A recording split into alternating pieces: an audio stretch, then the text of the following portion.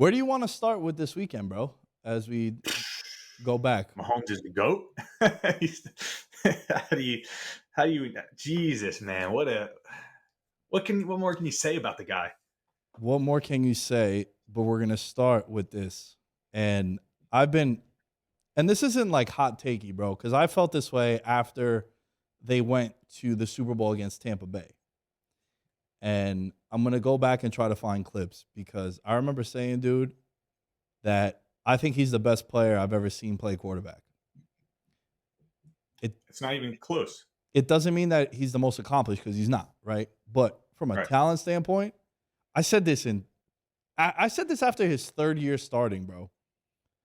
And when you look at it, dude, Patrick Mahomes as a starter, 5 years in the league, right? This is his third Super Bowl appearance. He's already won one title, lost one. Potentially could go for two. 5 years as a starter, five straight conference championship games. And in certain places, he's minus 3,000 to be the MVP. So he's winning his second MVP. So in 5 years, Kenny, as a starter, five straight conference title games, three Super Bowl appearances, won one Super Bowl, and two MVPs. And he's 27 years old. He's the most talented player I've ever seen play quarterback. And I think he, like, I already feel as if he was to retire after the Super Bowl, first ballot Hall of Famer. Yeah, I mean, yeah, it's not even a question. Like, you know what he is? He's Aaron Rodgers, but he's a winner, right? Like when you look at like the goats, like Tom Brady, Peyton Manning, Aaron Rodgers, like it was always known that Aaron Rodgers was the most talented one out there, right? Like Peyton was just the most cerebral, and Tom Brady was just the most clutch and got it done when it mattered the most. If Aaron Rodgers was a winner, like Patrick Mahomes is, he would be this. They would be almost the same player. You know, they make the crazy throws. They can throw it all over the field on a dimes, just dropping dimes like that. Throw to MVS. Valdez Scantling last night. A seed, bro, off one a hobbled ankle, like Dude, insane. that looked People like don't he even was. realize how insane that throw is that he made because he makes it look routine. Yeah. Yeah, dude. I couldn't agree with you more because he made that throw and it looked like his bot, like he wasn't planted. That was straight, just torso and arm strength and threw a missile right to MVS on that one. And yeah, dude, I think like it was such a gutsy performance because also, yo, on their last drive, it was Kemp was out there, Sky Moore, rookie, Noah Gray, Travis Kelsey. Like they were losing. They lost Juju. They lost Tony. Hardman went down. And it's like, Yep. what is happening? I have to literally will them to victory. And that's what he did, bro. It was unbelievable, the performance, and with the ankle too. And there's so much more that we got to break down. But I just feel strong about this, man. And I felt this way for a long time. Like, we get caught up in rings, and yeah, they're important, but just the body of work, dude. 5 straight years that he's been the starter, they've went to the conference championship game. That is nuts, bro. That is absolutely ridiculous. And I don't care what the path is, because we're going to talk about the Eagles in a second. And, you know, like their journey to the Super Bowl, it was weak and whatever. I don't care, dude. You get into a conference championship, that means that you give your team a chance to compete for a Super Bowl every year. And how about this? He's already gotten paid, right? So he's not on a rookie contract. And he continues to still get them there. And they had 6 rookies yesterday playing in that game. Basically, the entire rookie class contributed to this performance yesterday. And it's just been unbelievable what they've been able to do in Kansas City with Pat Mahomes. Yeah, I mean, well, listen, anyone that knows me knows Brady is my guy. I'm a Patriots fan. Tom Brady is top dog for me, right? And respectfully so, he is for a lot of people, especially Patriots fans. But yeah, man, Mahomes he's watching. He's the only guy that can even touch Tom Brady, right? Like, I mean, yeah, 5 straight AFC championships. I heard this stat too, which I was shocked Brady hadn't done this, but he's the first person to win multiple playoff games in 4 straight years, I think they said, or 5 straight years, which again, man, the guy, when the moment is at its biggest, he rises to the occasion. Like, look what he did against Buffalo last year, 13 seconds. It's funny because I was watching the game with my girlfriend yesterday. When I put big bets on games, I like to just sit in my house and just watch.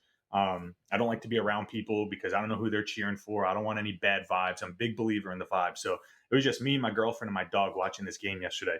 And I'm hyping up Mahomes all game. Like, oh man, you don't know how good this guy is. I'm talking to her like she actually cares. And then of course, as I'm saying all this, he does that stupid fumble that he did and almost cost us the game. Perfect timing. Oh my, yo, dude, isn't it's like we were talking about that graphic a couple weeks ago when they flashed Brady having not thrown an interception in the red zone, and then they flash a graphic, and then like 3 plays later, he throws a pick in the red zone. It's hilarious because I've had so many moments, and I'm sure people listening to this have had so many moments where like they're praising an athlete, and then immediately snap of a finger, he airballs a three, he dribbles it off his foot, throws an interception, has a bad fumble like that, and dude, that would have been an iconic play if they would have lost. That would have been a play where he would have been the scapegoat, and they would, they'd be flashing that replay. And now it's just something where we say a funny story to it, like yours. Yeah, thank God. Thank God, because if I lost that game because Patrick Mahomes, the ball slipped out of his hands like that, especially with how good of a game he was playing, wow, that would have been one of the worst beats I would have ever had in my life, especially when I consider like how much was at stake for me and my clients on that game. That was a big swing for me there. I profited over 10 units, and for people who don't know what a unit is, if you're betting $1,000 as your 1 unit bet, you made over 10 grand on that Chiefs game alone if you're following my plays. So yeah, that was a big one. It felt good. It felt really good to get that one. Yeah, and as that game, I'll tell you, not to cut you off, but I'll tell you what, we weren't texting about it, and I was thinking, I was like, I want to text Nick because I know we're going through the same thing. I was like, but we've done this one too many times before where we text each other and shit hits the fan. So I was like, I'm gonna wait. But dude, how scared were you when Burrow has the ball at the end of the game? I'm like, fuck, man, this is it. I mean, This is bro, it. I was gonna mention to you so much deja vu watching that game yesterday with last year. It was unbelievable because I still feel like Mahomes got concussed in that game last year. And I'll die on that hill, bro. Because he took a hit out of bounds, and then the whole second half, he did not look right. The whole second half. And this year, he was hobbled with the ankle. Like, there were so many times where he was throwing, and he was just like doing like a hop step to avoid putting pressure on his leg. And there were so many things reminiscent of last season, right? Chiefs come out 3-and-out. Bengals, they go and score. Bengals have the momentum. Anytime Burrow had the ball, I'm like, oh, when I saw their punter, I was like, oh, this is a massive win because I just expect him to just convert. The 3rd and 16 on one of those last drives where it went to Hayden Hurst, you're like, dude, how is he that wide open? Like, what are we doing? 4th and 6 to Chase. The 4th and 6 to Chase, on two rookies, which was interesting because he just threw it up and everyone had the meme of, oh, Jamar is down there somewhere. And then it was interesting because those two rookies got revenge on the T. Higgins play. On the interception that Burrow threw was on those two guys also, Cook and the other guy that got the interception, McDuffie. Yeah, those two guys end up making a big play there. But, bro, I was scared as hell watching Burrow driving the ball, dude, especially at the end because it just felt so reminiscent of last year, Kenny. And when it went our way, I was really excited about that because, I didn't have 10 units, but I had a couple, which was a pretty hefty bet for me. I'm not someone that like bets that big. And it was a pretty, it was like a 3-4 unit bet for me yesterday.